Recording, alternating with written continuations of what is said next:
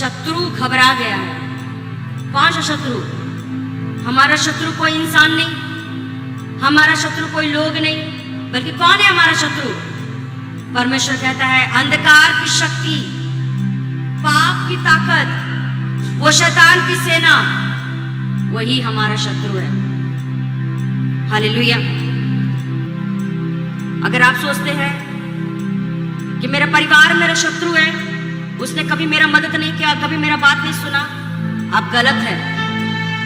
परमेश्वर कहता है कि तेरा शत्रु अंधकार की ताकत है, वो दुष्ट की सेना है जो तेरे कामों को बिगाड़ता है, जो तुझे निराशा देता है, जो तुझे डाउन करता है, वो शैतान है। निराशा परमेश्वर की ओर से नहीं, फेलियर परमेश्वर की ओर से नहीं है, बल्कि वो शैतान देता है। दुख, रोग, बीमारियां, ये शैतान देता है, आपको परमेश्वर की ओर से नहीं मिलता ये सब। जब आप एक फूल को देखते हैं, फूल क्या देता है? खुशबू ही देता है। कभी भी आप उसमें बदबू महसूस नहीं करेंगे, क्योंकि उसका स्वभाव क्या है? खुशबू देना। परमेश्वर का स्वभाव क्या है? हमेशा आपको आशीष देना। वो आपको आशीष देकर चला जाता है, लेकिन संभाल के रखने का जिम्मेदारी आपका है, ना कि परमेश्वर का है। जो भी परमेश्वर आपको दे, अच्छा सेहत, अच्छा परिवार, अच्छा बैंक बैलेंस, अच्छा जॉब, संभाल के रखने का जिम्मेदारी आपका है। अगर आप चौकन्ना नहीं रहेंगे, वो शैतान उस पर हमला करेगा, क्योंकि उसका नाम है चुराने वाला, घात करने वाला, नष्ट करने वाला। क्या नाम है शैतान का? चुराने वाला, घात करने वाला, नष्ट करने वाला। अब जीवन में अपने परिवार में शांति को देखते हैं, उसको अच्छा नहीं लगता। बढ़ोतरी को देखते हैं, उसको अच्छा नहीं लगता। क्या करता है वो? अड़ंगा लगाता है, रोकने का कोशिश करता है। आपको जानना है, आपका शत्रु कोई मनुष्य नहीं, बल्कि अंधकार का शक्ति है। Hallelujah. Thank you Jesus, thank you Jesus. आज हम कुछ बातों को देखते हैं।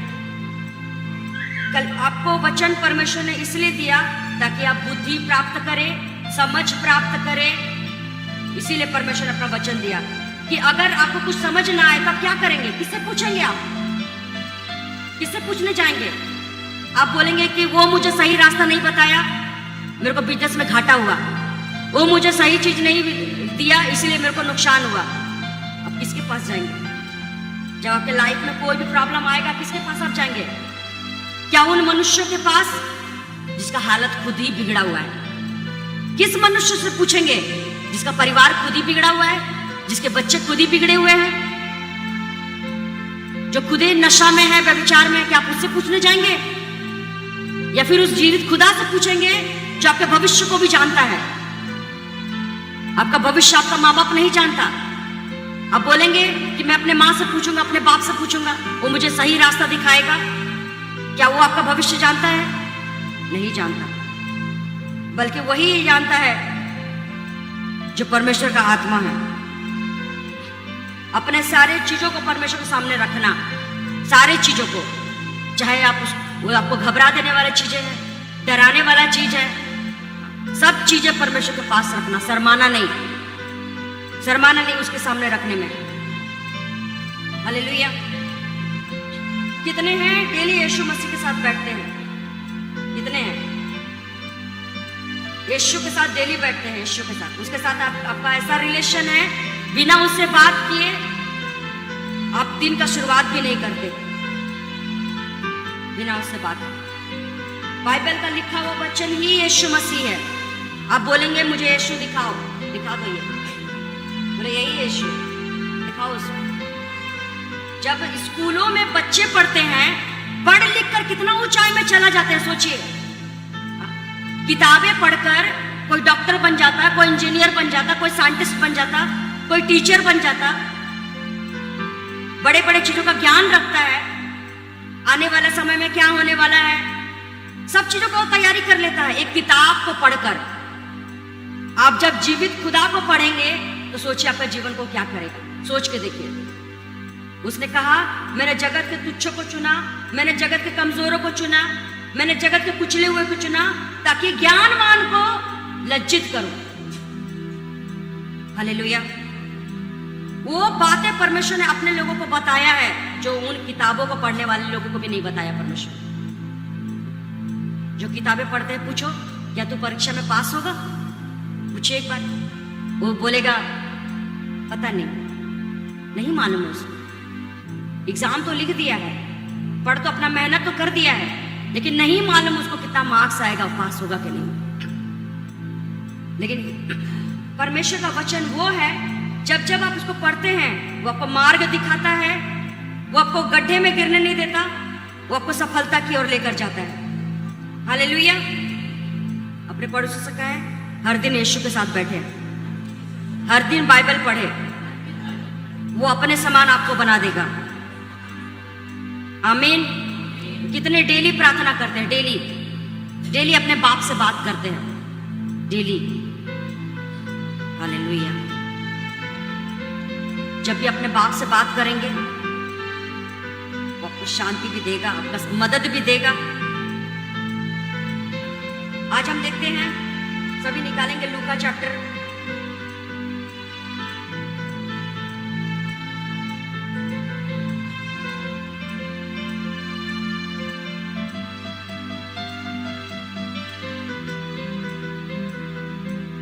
24।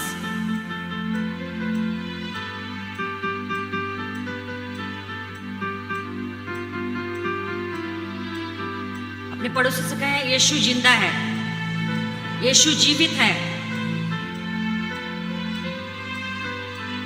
जब हम देखते हैं लूका 24 उसका 13, लूका 24 उसका 13, मैं आप सबके लिए पढ़ रही हूं। उसी दिन उनमें से 2 जन इमाउस नामक एक गांव को जा रहे थे, जो यरूशलेम में कोई 7 मील की दूरी पर था। वे इन सब बातों पर जो हुई थी आपस में बातचीत करते जा रहे थे।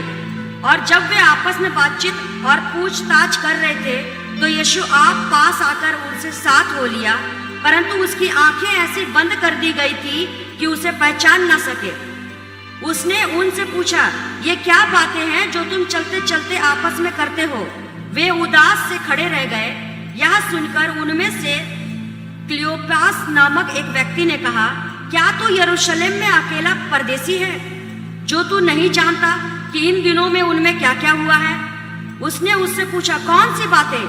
उन्होंने उससे कहा, यीशु नासरी के विषय में, जो परमेश्वर और सब लोगों के निकट काम और वचन में सामर्थी भविष्यवक्ता था।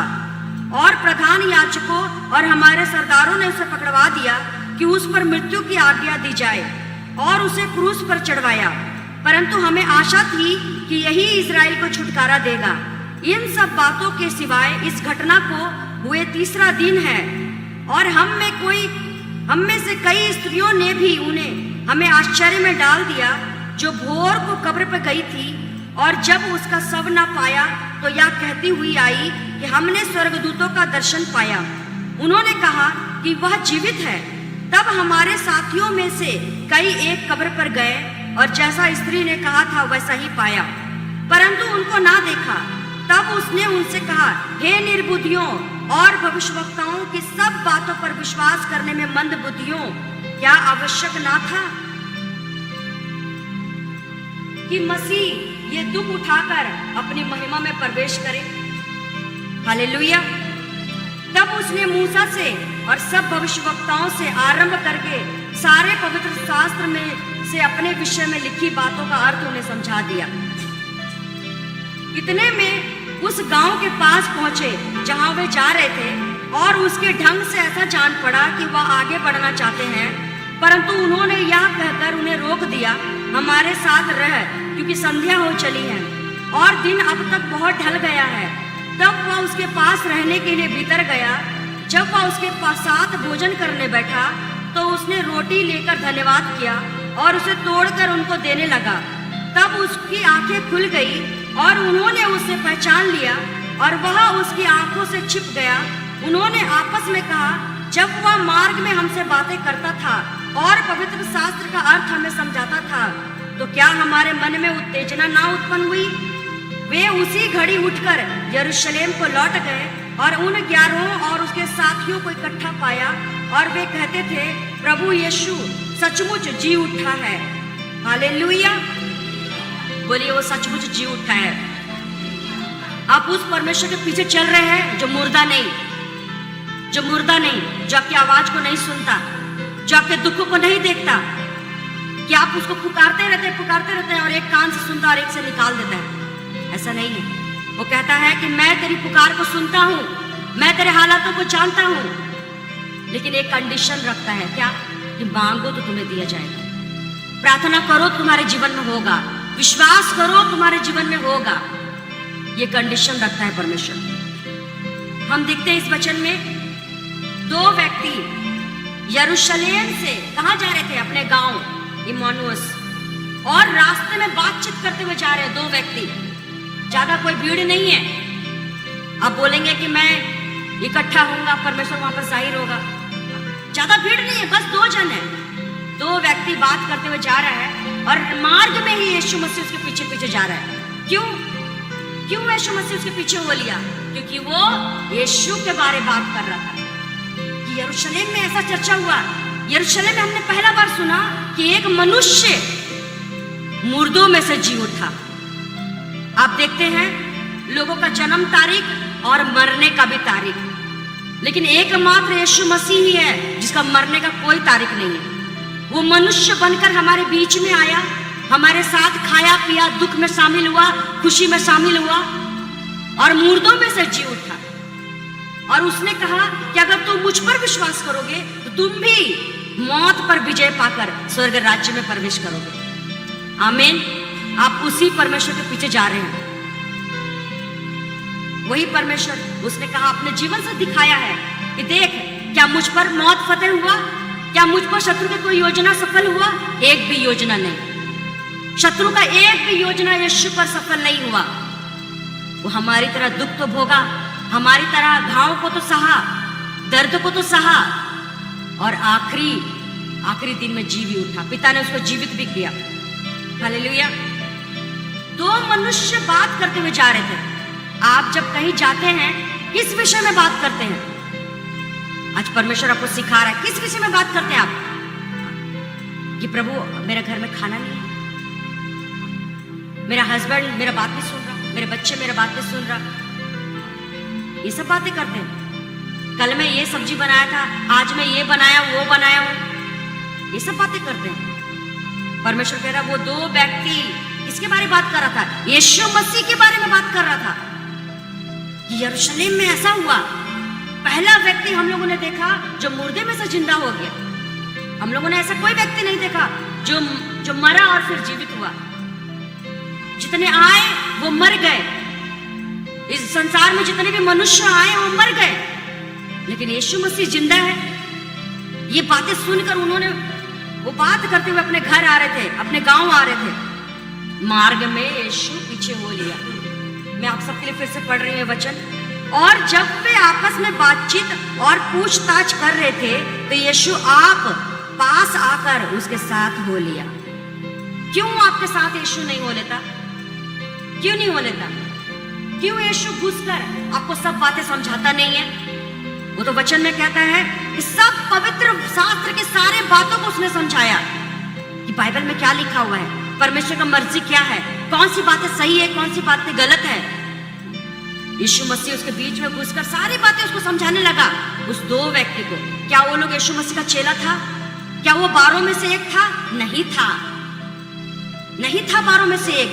बस उसने चर्चा सुना कि यीशु जो भविष्यवक्ता था, जिन्होंने अंधे को आंखें दिया, जिन्होंने लंगड़े को चलने का सामर्थ्य, जिन्होंने मुर्दों को चलाया, जिन्होंने कोढ़ियों को शुद्ध किया, बीमारों को चंगा किया, उस यीशु के साथ यरूशलेम में यह हुआ है। ये सुनकर वो 7 मील पैदल चलकर वहां यरूशलेम में पहुंचा और देखा सच में ऐसा ही हुआ, सच में। और क्या सुन रहा है कि तीसरे दिन वो जी उठा। बातें कर रहा है यीशु के बारे में। आप जब अपने पति के साथ बैठते हैं तो क्या बातें करते हैं? क्या बातें करते हैं आप? क्या अभी भी आपके दिमाग में सिर्फ खाना ही घूम रहा है? सिर्फ खाना ही घूम रहा है आपके दिमाग में? सिर्फ कपड़ा ही घूम रहा है आपके दिमाग में? सिर्फ पति के साथ सोना ही घूम रहा है आपके दिमाग में? क्या घूम रहा है आपके दिमाग में? वो दो जन बातें कर रहा था। इसके बारे में, यीशु के बारे में। पता है, आज मैंने बाइबल पढ़ा, आज परमेश्वर ने ये बातें, नया बातें मुझे सिखाया। आज मैं प्रार्थना कर रहा था, परमेश्वर ने ये बातें मुझसे कहा।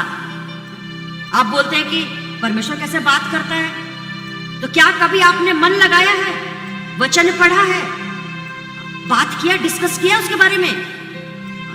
आज मैं बाइबल में ये पढ़ा, जैसे उसका पति घर पर आया वो बात करने लगा। पता है, आज बाइबल में मैंने ये पढ़ा, आज परमेश्वर ने मुझसे ये बात किया।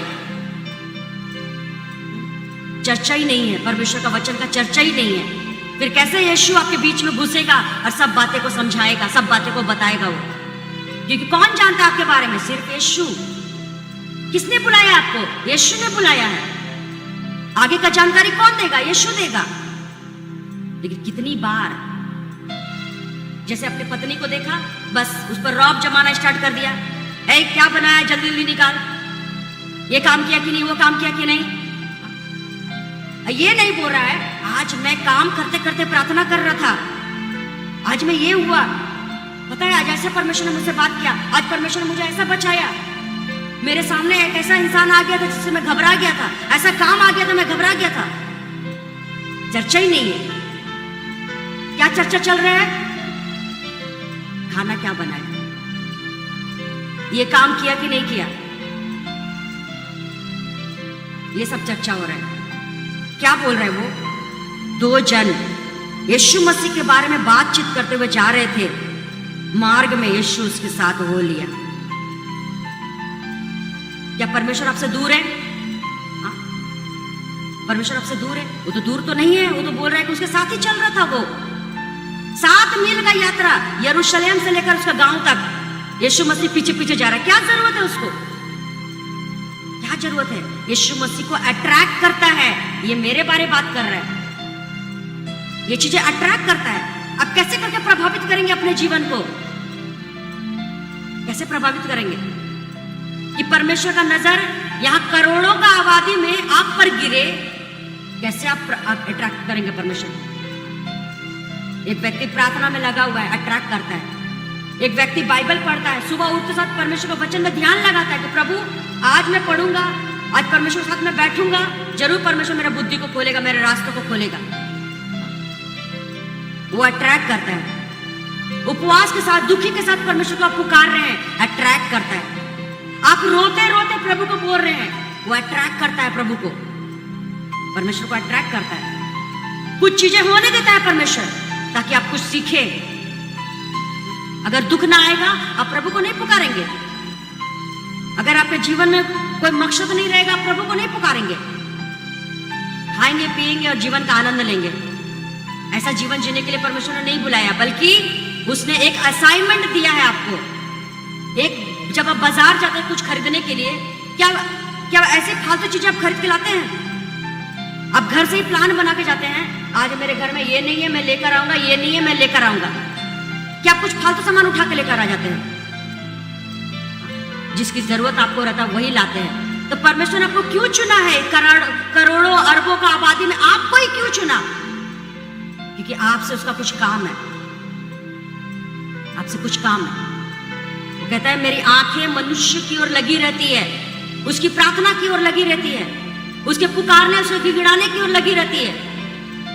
क्या आपको मालूम है ये बात? आप बोलेंगे मैं तो इतना प्रार्थना कर रहा हूं, प्रभु तो मेरा नहीं सुन रहा। आप ये मुंह से निकालते हैं, ये नहीं निकालते मुंह से कि मेरा प्रार्थना मेरा प्रभु सुनता है। मैंने ऐसे ऐसे विषयों के लिए 7 साल वेट किया, प्रभु से मांग रहे, प्रभु मेरे इस चीज को ठीक कर। जैसे प्रभु के घर में आया, पहला प्रेयर रिक्वेस्ट यही रखा कि प्रभु मेरे ये चीज को ठीक कर। 7 साल पार हो गया, ठीक नहीं हुआ, वो चीजें हिला ही नहीं वहां से। 7 साल पार होने के बावजूद भी वही प्रार्थना कर रहा है, प्रभु तू तो सब कुछ कर रहा है मेरे जीवन में, ये कब करेगा? अट्रैक्ट करता है प्रभु को कि इतना साल होने के बावजूद ये मुझ पर विश्वास किए हैं, मुझ पर भरोसा किए हैं। प्रभु को अट्रैक्ट करता है और उसके लिए कुछ सेकेंड का काम होता है आपके प्रार्थना का उत्तर देना। कुछ सेकेंड का, कुछ सेकेंड का। जब वो लोग बातचीत करते हुए जा रहे थे, तुरंत यीशु मसीह बात करने लगा। पवित्र शास्त्र की बातों को समझाने लगा, वो क्या कह रहे हैं? तब उसने उससे कहा, हे निर्बुद्धियों और भविष्यवक्ताओं के सब बातों पर विश्वास करने में मंदमतियों। वो कह रहे हैं कि तेरा विश्वास कहाँ है? कहाँ वचन में लिखा है कि मैं तेरी प्रार्थना नहीं सुनूंगा? कहाँ वचन में लिखा है कि मैंने तुझे छोड़ दिया है, ठुकरा दिया तुझे? कहाँ लिखा है? वो कहता है कि तू मंद बुद्धि और विश्वास में कमी। कहाँ बाइबल में लिख दिया परमेश्वर ने कि वो तेरी जरूरतों को पूरा नहीं करेगा, वो तेरी प्रार्थना को नहीं सुनेगा, तुझे बचाएगा नहीं, तुझे छुड़ाएगा नहीं, ऐसी बीमारी में तुझे मरने देगा, ऐसे घर में झगड़ा तेरा चलने देगा, ऐसे कर्जे में तुझे मर जाएगा? कहाँ लिखा उसने वचन में? कहीं नहीं। इसलिए उसने डांटा उसको, बोला कि हे भविष्यवक्ताओं के सब बातों पर विश्वास करने में मंदबुद्धियों। भविष्यवक्ता के द्वारा आपको बताया जाता है, वचन के द्वारा भी बात करता है, भविष्यवक्ता के द्वारा कुछ लोगों ने परमेश्वर में रखा है। उसने कहा मैंने कलीसिया की उन्नति के लिए रखा है, अपोस्टल को, पास्टर को, भविष्यवक्ता को, सुसमाचार प्रचार करने वालों को, टीचर को। और यीशु मसीह क्या कह रहा है कि उनकी बातों पर तूने विश्वास नहीं किया। ऐसा कह रहा है परमेश्वर कि वचन से उसने तुझे बताया है और तूने उनकी बातों पर भी विश्वास नहीं किया, वचन पर भी विश्वास नहीं किया और भविष्यवक्ता के बातों पर भी तूने विश्वास नहीं किया। हे विश्वास करने में मंद बुद्धियों, डांटा परमेश्वर, क्यों नहीं विश्वास किया तू? और फिर यीशु मसीह क्या कह रहे हैं?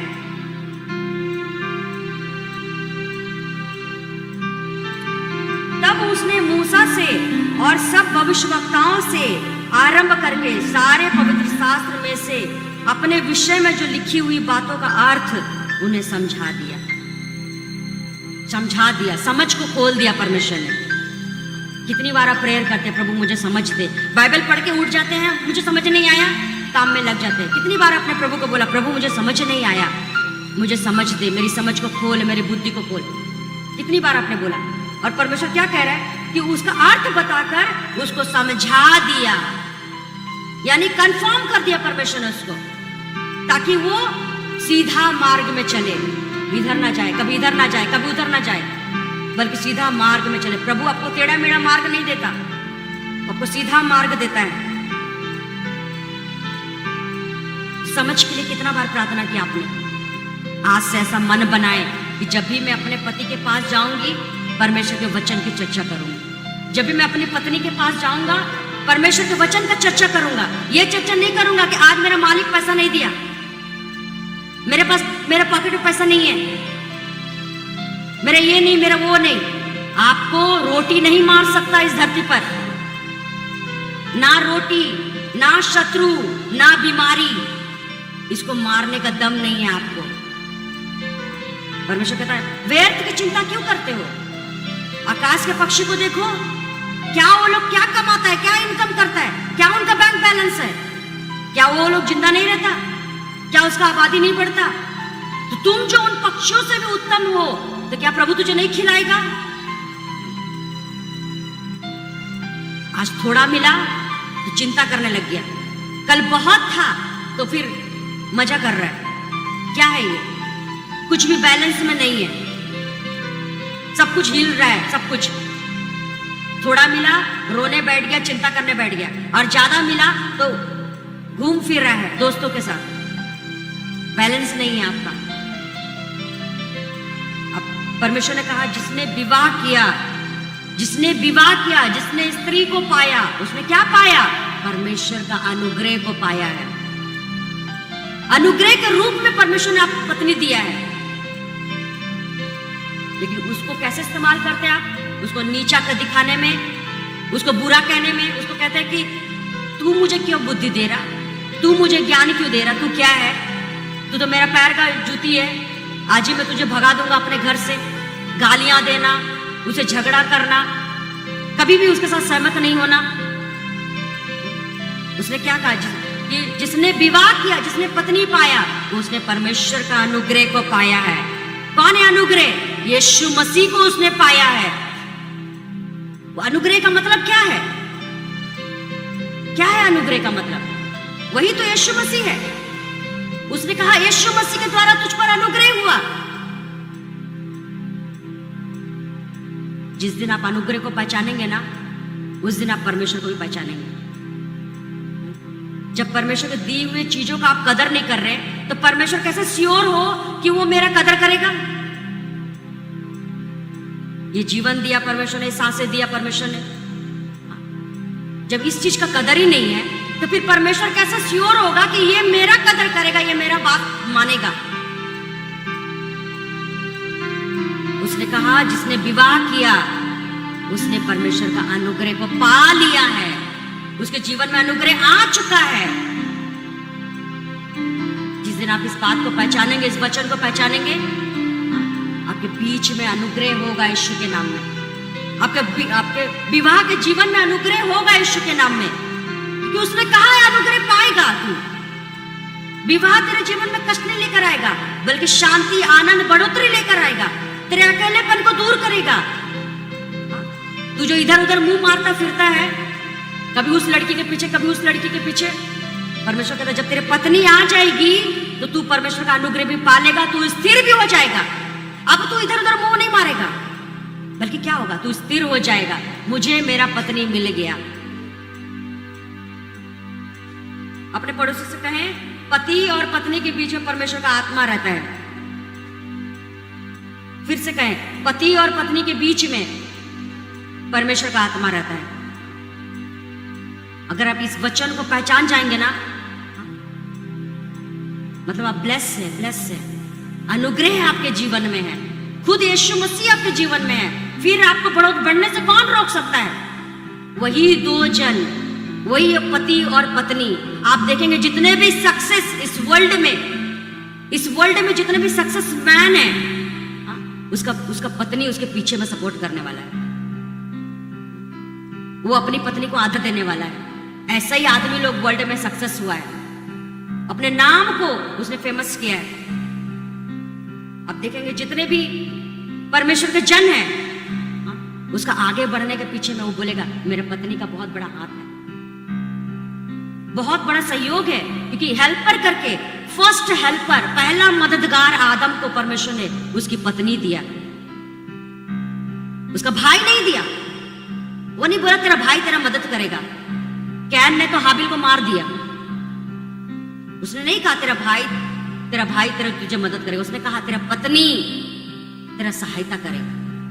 क्योंकि क्या है उसके बीच में अनुग्रह। लेकिन शैतान ने बेवकूफ बना के रखा है कि पत्नी का बात क्यों सुनेगा? उसको क्या मालूम है बिजनेस कैसे होता है, उसको क्या मालूम है काम कैसे होता है। शैतान ये भर के रखा दिमाग में, कभी भी पत्नी का बात नहीं सुना। और जिन लोगों ने अपनी पत्नी का बात नहीं सुना, उन्होंने सबसे अधिक दुख उठाया है, अपने जवानी में भी, अपने बुढ़ापे में भी। आप देखेंगे ऐसी लोगों के पत्नियों ने छोड़ दिया बुढ़ापे में। क्यों? क्योंकि उसने जवानी के समय में उसको आदर नहीं दिया, उसको सम्मान नहीं दिया। ऐसी पत्नियों ने छोड़ दिया बुढ़ापे में, अनुग्रह नहीं हुआ उसके जीवन में। हालेलुया। इस वचन को जानना है। सब निकालेंगे मत्ती चैप्टर। समझ रहे हैं परमेश्वर क्या बोल रहा है? जब तक पति पत्नी आप एक नहीं होंगे, अनुग्रह नहीं आएगा आपके जीवन में। क्या नहीं आएगा? हाँ, जो यीशु मसीह का नाम है अनुग्रह। मत्ती चैप्टर उसका 18,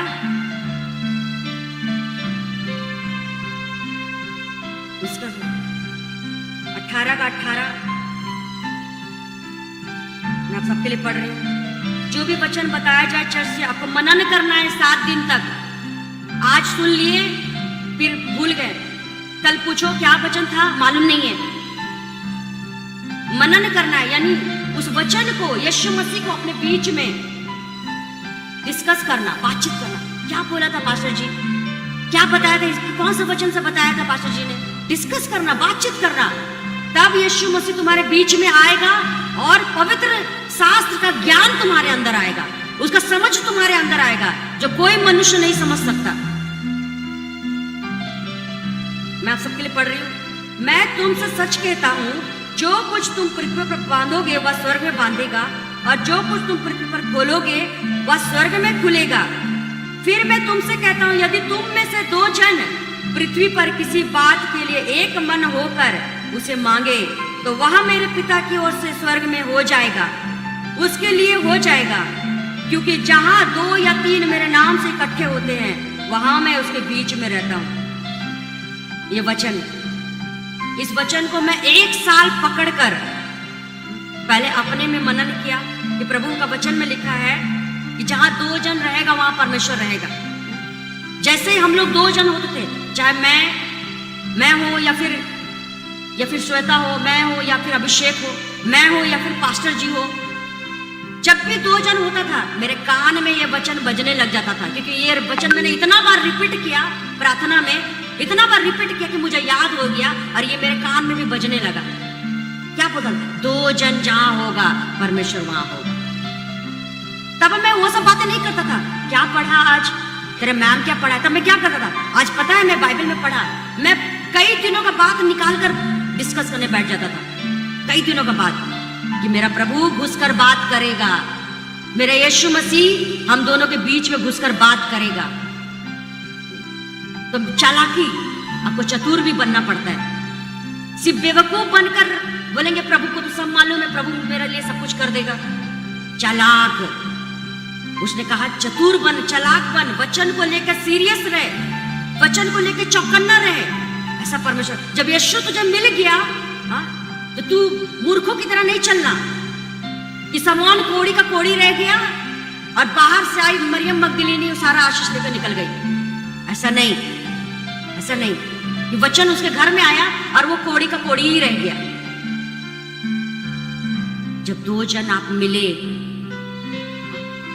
जब मैं बात करता था अपने बच्चों से, क्या बात करता था कि पता है बाइबल में ये लिखा है, पता मैं ये प्रार्थना किया। इतना मैं बाइबल को लेकर मतलब पागलों की तरह मैं बात करता था और लोग मेरे पास बैठना पसंद नहीं करते थे, लेकिन जो बैठते थे उत्तर लेकर ही जाते थे अपने घर, परमेश्वर से जवाब लेकर ही घर जाते थे, शांति पाकर ही घर जाते थे, ऐसे नहीं जाते थे।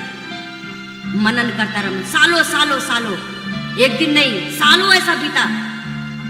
बात कर रहा है, अभिषेक के साथ बैठा बात कर रहा है कि पता है परमेश्वर मुझे ये बोल रहा है, परमेश्वर का आत्मा मुझे ये बोल रहा है, रात को मैं ऐसा सपना देखा। ये सब बातें मैं करता था। ये नहीं, ए तू क्या कर रहा है, तू कब आएगा, सब्जी लाने कब जाएगा, नहाने कब जाएगा, ये सब बातें नहीं करता था मैं। आपको चालाक बनना है अगर प्रभु आपके बीच में आना है तो।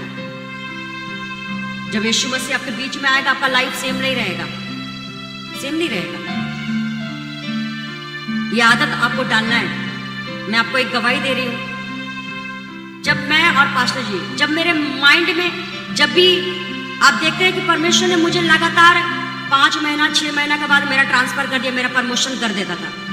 नहीं आज तू वहां जाना है, अब तू और आगे जाना है, अब तू और आगे जाना है, इससे भी बड़े के घर को लो, इससे भी आगे जाओ, ऐसा परमेश्वर बार बार चलाता था। जब मैंने प्रभु में शुरुआत किया, आपको ध्यान से सुनना है, सुनना है, क्योंकि सुनने से, गवाहियां सुनने से आपका विश्वास बढ़ेगा प्रभु में, आप ऐसे नहीं रहेंगे। जब मैं प्रभु में आया तब परमेश्वर ने मुझे उस वचन से बात करने लगा कि अब्राहम जो कहा अपने कुटुंबी को छोड़ दे, अपने परिवार को छोड़ दे। क्या तू मुझसे प्यार करता है? सचमुच तू मुझसे प्यार करता है? अपने परिवार को छोड़कर मेरे पीछे जाना पड़ेगा, ठीक है। लोग गालियां दे रहा है, लोग बात कर रहे हैं कि अपना धर्म छोड़कर तू उधर क्यों जा रहा है, लेकिन परमेश्वर ही मुझे वो मदद करता था, परमेश्वर ही मुझे खींचता था कि चल मेरे घर आ, प्रभु के घर चल, प्रभु के घर चल।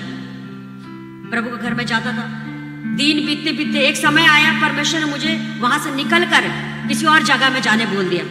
वहां पे गया मैं, वहां 2 साल पार हुआ, फिर परमेश्वर बात करने लगा, इसको भी छोड़कर आगे जाना है, सामान नहीं बढ़ाना।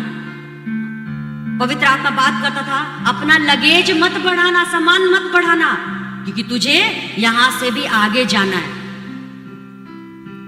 एक वचन आप बस सुने, मैं आप सबके लिए पढ़ रही हूं कि जब परमेश्वर का आत्मा चलाता है तो कैसे वो चलते हैं, वो लोग कैसे चलते हैं। उस समय मुझे यीशु दिखाई नहीं देता था, मैं बाइबल पढ़ता था, प्रार्थना करता था, बस मुझे इतना ही मालूम था। वचन के द्वारा परमेश्वर मुझसे बात करता था। जैसे मैंने 2 साल उस भाड़े के घर में बिताया, ये वचन से बात किया परमेश्वर ने, वह पूरे 2 वर्ष अपने भाड़े के घर में रहा और जो उसके पास आते थे उन सब से मिलता रहा और बिना रोक टोक बहुत निडर होकर परमेश्वर के राज्य का प्रचार करता रहा और प्रभु यीशु मसीह की बातें सिखाता रहा। तो जैसे मैंने ये वचन पढ़ा, परमेश्वर का आत्मा बोल रहा है, तुझसे मैं बात कर रहा हूं। ऐसे सारे वचन आप पढ़े, सारे वचन, बाइबल के वचन को पढ़े, लेकिन एक वचन जब आएगा, पवित्र आत्मा बोलेगा मैं तुझसे बात कर रहा हूं। वो बोलेगा, घुसेगा, क्योंकि जहां वचन के बारे में बातचीत चलेगा, पवित्र आत्मा इंटरफेयर करेगा ही। जहां पिता होगा, पुत्र होगा, वहां पवित्र आत्मा होगा, वहां इंटरफेयर होगा ही, वहां चीजें हिलेगा ही। तो जैसे ये वचन मैंने पढ़ा, पवित्र आत्मा बोला मैं तुझसे बात कर रहा हूं। मैं बोला क्या प्रभु, अब मुझे ये घर खाली करना है? बोले हाँ, 2 साल पूरे भाड़े के घर में तुम्हारा हो चुका।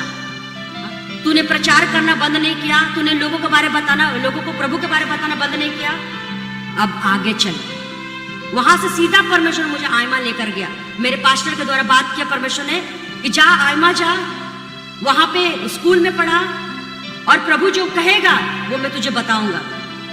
और मैं बोल रहा हूं कि प्रभु मैं वहां क्यों जाऊं? मुझे कुछ समझ नहीं आया, प्रभु का बात मुझे समझ नहीं आया। ऐसा होगा, आपको समझ नहीं आएगा, ऐसा होगा। अगर आप समझ गए तो फिर आप प्रभु को जान ही नहीं पाएंगे।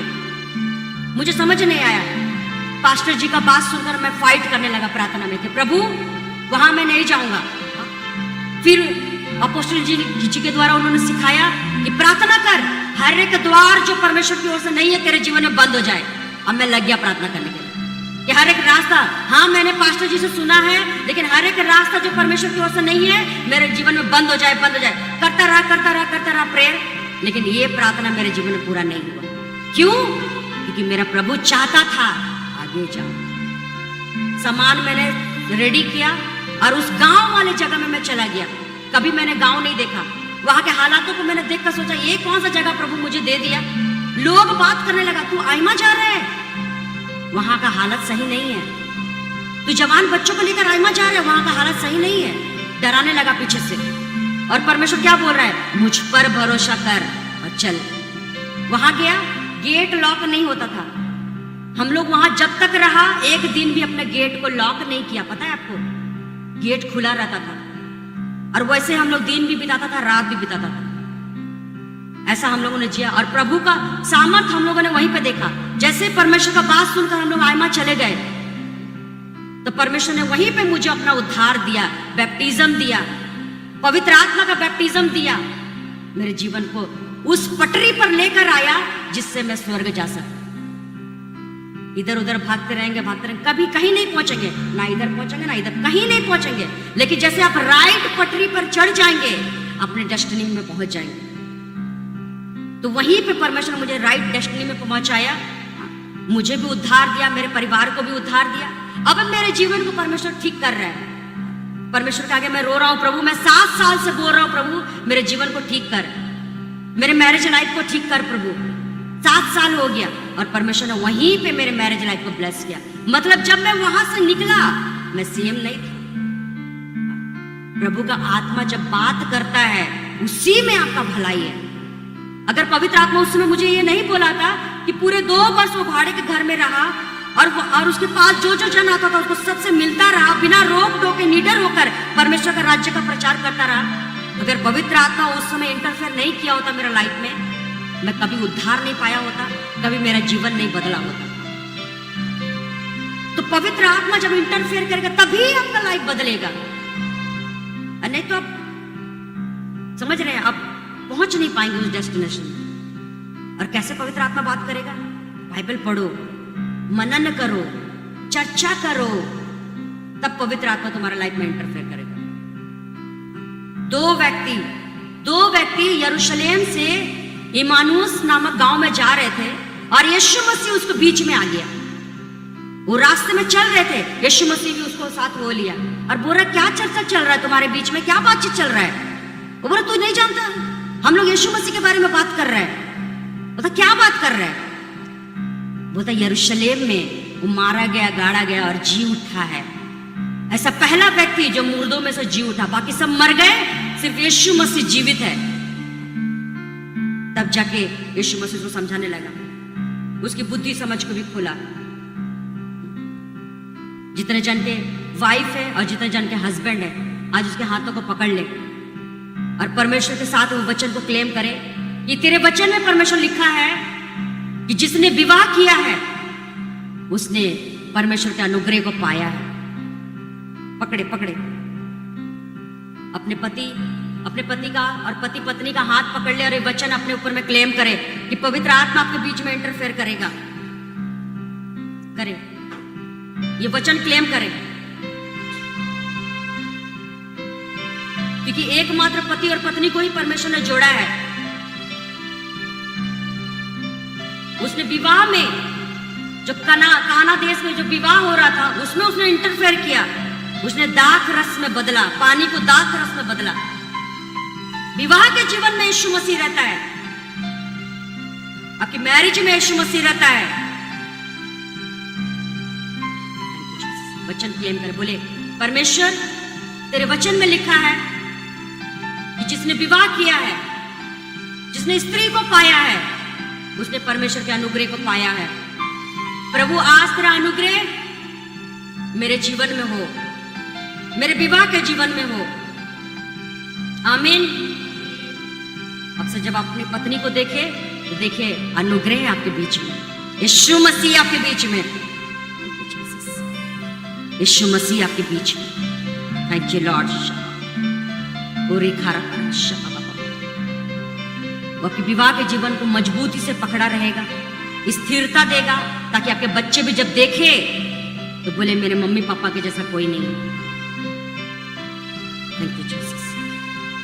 जब दो जन आप बैठे यीशु मसीह के बारे चर्चा करें, ये चर्चा ना करें ए तू आज कितना कमा के लाया है, ए आज ये चीज लाया कि नहीं लाया, ये नहीं चर्चा करना। क्या चर्चा करना?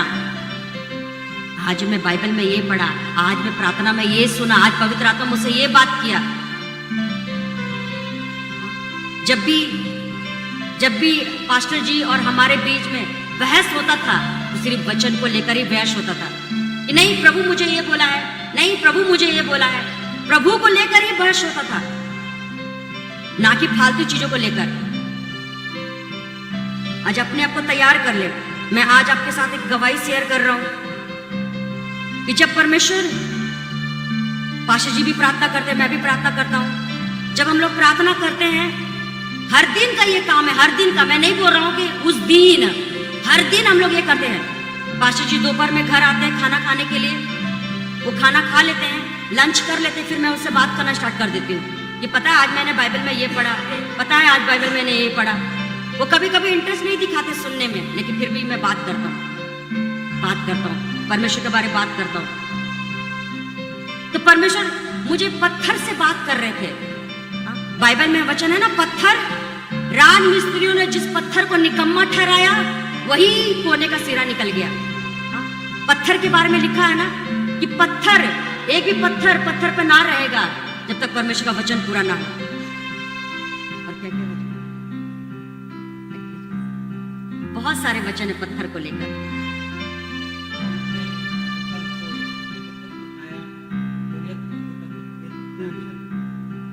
याकूब जब दर्शन देखता है, तकिया, पत्थर को तकिया बनाकर सो जाता है और वहीं पे वो दर्शन देख लेता है कि स्वर्गदूत ऊपर नीचे जा रहे हैं और मनुष्य का पुत्र वहां सामने खड़ा है। पत्थर का बहुत बड़ा, पत्थर से बहुत सारे बातें परमेश्वर करने लगा मुझसे, और मैं बोल रहा हूं कि प्रभु इसका मतलब क्या है।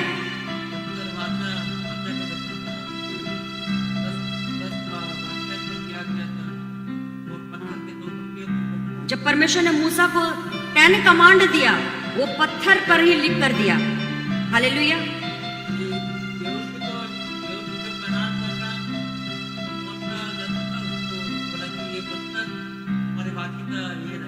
मैं आप सबके लिए पढ़ रही हूँ। तो उस समय मैं यहोशू पढ़ रही थी और मैंने कलीसिया को भी बोला है कि यहोशू आपको पढ़ना है।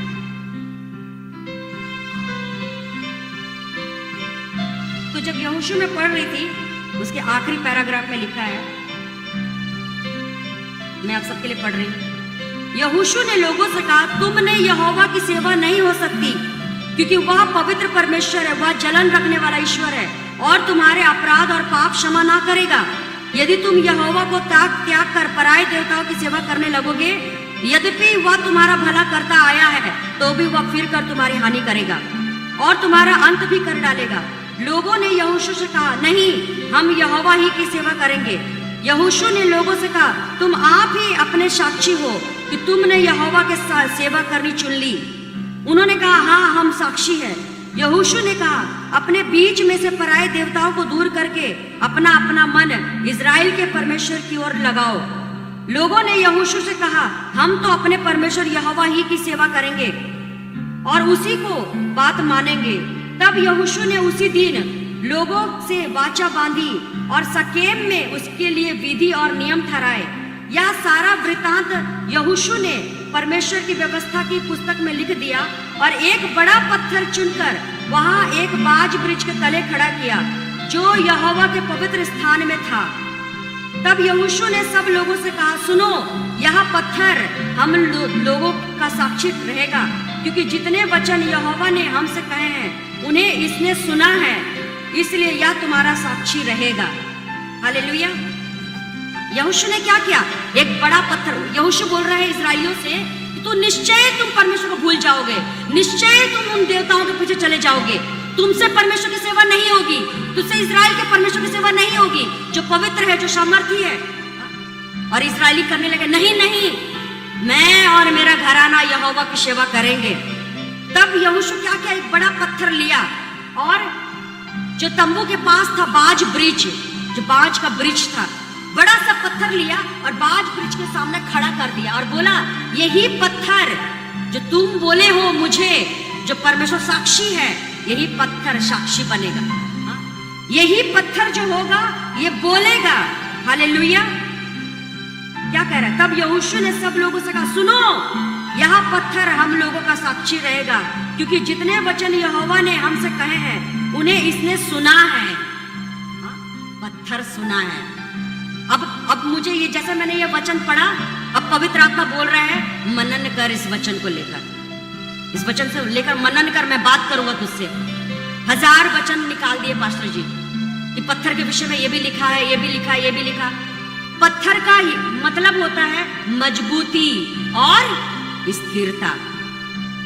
जब परमेश्वर आपको बोले पत्थर, पत्थर का मतलब क्या होता है? मजबूती और स्थिरता।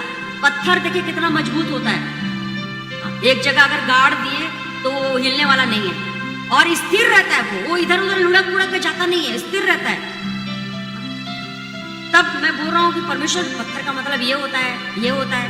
मैं समझ नहीं पा रहा हूँ आप क्या बोल रहे हैं, क्या बात कर रहे हैं। हम लोग दोनों बात करने लगे, मैं और पास्टर जी बात करने लगे। उसी समय पवित्र आत्मा हमारे बीच में आया और बोला, पत्थर का मतलब होता है स्थिरता और मजबूत। मैं तुझे स्थिर करने जा रहा हूं, मैं तुझे मजबूत करने जा रहा हूं यीशु के नाम में। आमीन, हालेलुया, आमीन, हालेलुया। इधर उधर भटकना बंद। प्रभु मैं कहां जाऊं, वहां जाऊं, वहां जाऊं, वहां जाऊं, वहां जाऊं, क्या करूं, ये करूं, वो करूं, सारा नाटक परमेश्वर बंद कर दिया। प्रभु कौन सा भाड़ा घर में खोजूं, और कौन सा भाड़ा घर में खोजूं? लग गया प्रार्थना करने के लिए परमेश्वर से कि प्रभु बता अब मुझे कहां जाना है। और परमेश्वर ने बात किया कि मेरा बोझ तू उठा और तेरा बोझ मैं लूंगा। तो मेरा बोझ क्या था कि प्रभु ये घर खाली करके मुझे कहां जाना है, मुझे बताइए, कौन सा जगह आपने चुना है, कौन सा जगह आपने ठहराया है। कुछ समय के बाद फिर परमेश्वर ने बात किया। पहले बोला अपना बोझ मुझे दे दे, अपना चिंता मुझे दे दे। जब मैंने चिंता परमेश्वर को दे दिया, अब परमेश्वर क्या बात कर रहा है? पत्थर। पत्थर का मतलब क्या होता है? स्थिर और मजबूती। तब हम लोगों ने जाना कि परमेश्वर का आत्मा, तुरंत परमेश्वर का आत्मा घुसा और बोला, हाँ यही बात है, यही बात है, मैं तुझे स्थिर करने जा रहा हूं, मैं तुझे मजबूत करने जा रहा हूं, यही बात है, यही बात है। ऐसे करके पवित्र आत्मा बोलने लगा। तब मैं समझा कि परमेश्वर हमें ये मार्ग दिखाए। लेकिन कैसे हुआ? मैं अकेले परमेश्वर के पास नहीं बैठा था, बल्कि मैं और पास्टर जी जो दोनों प्रेयर करते हैं। दोनों का एक ही मकसद है, परमेश्वर का राज्य। दोनों का एक ही मकसद है, यीशु मसीह, कोई और मकसद नहीं। जैसे दो जन एक मन हुआ, प्रभु का आत्मा वहां पे बात किया। समझ रहे हैं आप मैं क्या बोल रहा हूं? समझ रहे परमेश्वर क्या बोल रहा है आपको? पति और पत्नी एक रहना।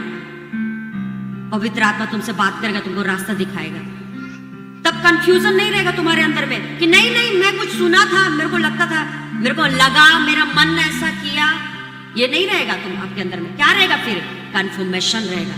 पवित्र आत्मा अपने पूरे स्पर्श के साथ बताता है कि हाँ मैं ही बात कर रहा हूं, मैं ही बात कर रहा हूं। और जब पवित्र आत्मा बात करेगा, लाख शैतान कुछ भी दिखाए, आप विश्वास में खड़ा रहना। ये ऐसा ना बोले प्रभु कि हे मंद बुद्धि, विश्वास में मंद बुद्धि, ऐसा करके आपको डांटे ना परमेश्वर, ऐसा करके ना डांटे। ये कहा गया तेरा विश्वास? एक बार सुना फिर अविश्वास आ गया। हे भविष्यवक्ताओं के बातों में विश्वास करने में मंद बुद्धि हो। हालेलुया। मैं चाहता हूं आप प्रार्थना करें। जो अनुग्रह हम लोगों ने पाया है कि परमेश्वर का आत्मा हमारे बीच में घुसकर बात करता है। मैंने कई सारे भेदों को ले लिया परमेश्वर से कि जब वचन को हम दोनों ने डिस्कस किया, अपना मन ऐसा तैयार करें कि मैं फालतू बातें डिस्कस नहीं करूंगा। मैं क्या पहनूंगा, मैं क्या खाऊंगा, ये डिस्कस नहीं करूंगा। मैं परमेश्वर के वचन को डिस्कस करूंगा ताकि मेरा परमेश्वर का आत्मा हमारे बीच में आए, मेरी समझ को खोले, मेरी बुद्धि को खोले, मेरी अगुवाई करे, मुझसे बात करे। करो करो प्रार्थना करो, घुटने में प्रार्थना करो कलीसिया। हस्बैंड अपने वाइफ के हाथ को पकड़ ले। देखिए आपने अनुग्रह पा लिया है, ऐसा हो नहीं सकता आप फेल हो जाएं, क्योंकि यीशु मसीह जो अनुग्रह करता है वो कभी भी फेल नहीं होता। हस्बैंड वाइफ का हाथ पकड़ के आज परमेश्वर के सामने वादा करे कि प्रभु मैं अपने हस्बैंड के साथ फालतू चीजों का चर्चा नहीं करूंगा। और हस्बैंड अपने वाइफ से बोले कि मैं फालतू चीजों के बारे में चर्चा नहीं करूंगा, मैं तेरे वचन का चर्चा करूंगा, मैं तेरी बातों का चर्चा करूंगा। करो करो प्रार्थना करो आज परमेश्वर। वो ऐसे दर्शन दिखाएगा, ऐसे विजन दिखाएगा आपको।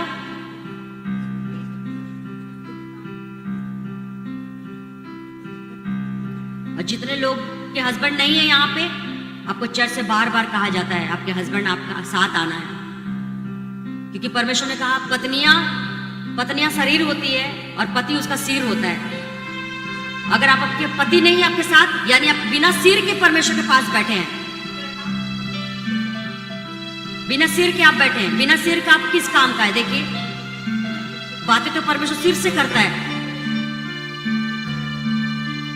जिनके पति नहीं आए हैं, आज बात करें परमेश्वर से, प्रभु इस बार मैं अकेले नहीं बल्कि अपने हस्बैंड के साथ आऊंगा। और आत्मा में देखिए आपके पति आपके बगल में ही बैठे हैं। देखिए अपनी आत्मा में।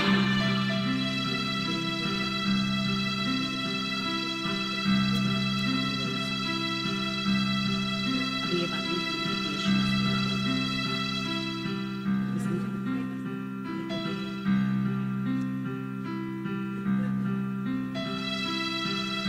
नहीं करे प्रार्थना करें। जिनके हस्बैंड नहीं है, जिनके हस्बैंड का डेथ हो गया है, उसके लिए यीशु मसीह ही उनका पति है।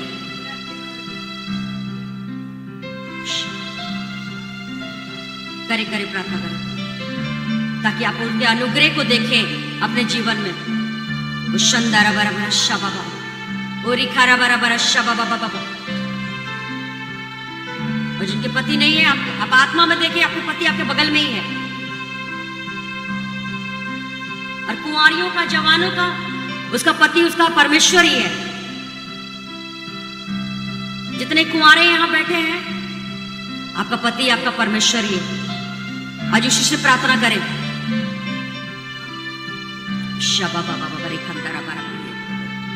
करे प्रभु से प्रार्थना करें, प्रभु आप हमारे बीच में आए। प्रभु जब हम आपकी चर्चा करें परमेश्वर, आपका पवित्र आत्मा हमसे बातें करे परमेश्वर, हमें हमारे रास्तों को दिखाए परमेश्वर, उन दर्शनों को दिखाए परमेश्वर, उन बातों को स्पष्ट करे परमेश्वर, यीशु के नाम में परमेश्वर। प्रभु तेरी दया हो परमेश्वर। तूने कहा जिसने विवाह किया, जिसने पत्नी पाया, वो अनुग्रह को पाया है। मेरे जीवन में अनुग्रह हो चुका है परमेश्वर। मेरे जीवन में तेरा बड़ा अनुग्रह हो चुका है परमेश्वर। मैं सेम नहीं रहूंगा परमेश्वर। अब मैं इस अनुग्रह को लेकर आगे बढ़ूंगा परमेश्वर। मैं ना डरूंगा, मैं ना घबराऊंगा परमेश्वर, कि तेरा बड़ा अनुग्रह मुझ पर हो चुका है परमेश्वर, यीशु के नाम में परमेश्वर। और जिस पर तेरा अनुग्रह है परमेश्वर, उसको कोई डाउन नहीं कर सकता। जिसको तूने आशीष दिया है परमेश्वर, उसको कोई नीचा नहीं कर सकता। जिसको तूने आगे बढ़ाने के बारे में सोच लिया है परमेश्वर, उसको कोई पीछे नहीं कर सकता परमेश्वर। आज घोषणा करे, अपने अनुग्रह को लेकर घोषणा करे, अपने अनुग्रह को लेकर घोषणा करके मुझ पर अनुग्रह हो चुका है, मुझ पर परमेश्वर का अनुग्रह हो चुका है, मुझ पर परमेश्वर का अनुग्रह हो चुका है। मैं हर एक हिस्से में ब्लेस हूँ, अपने मैरिज लाइफ में, अपने फाइनेंस में, अपने जॉब में, अपने सेवकाई में, अपनी सेहत में, अपने हर एक हिस्से में मुझ पर अनुग्रह हो चुका है यीशु के नाम में। मुझ पर अनुग्रह हो चुका है यीशु के नाम में। मैं उसके अनुग्रह में हूँ यीशु के नाम में।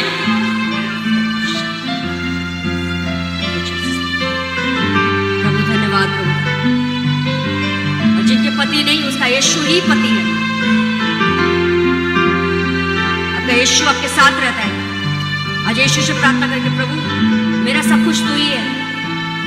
और जिसके जीवन में अनुग्रह है परमेश्वर, वो कभी डाउन नहीं रह सकता परमेश्वर, कभी फेल नहीं रह सकता परमेश्वर। शंदारा बरा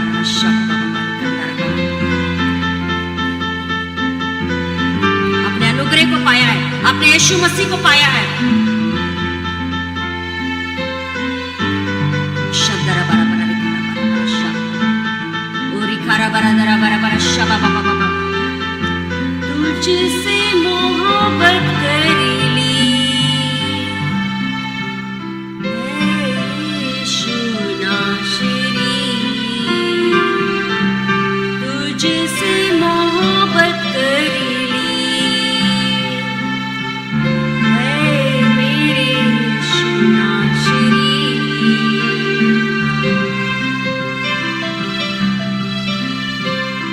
आपका मोहब्बत यीशु के साथ पक्का होना चाहिए, दिखावटी नहीं। दिल लगा लिया मैंने, अपना बना,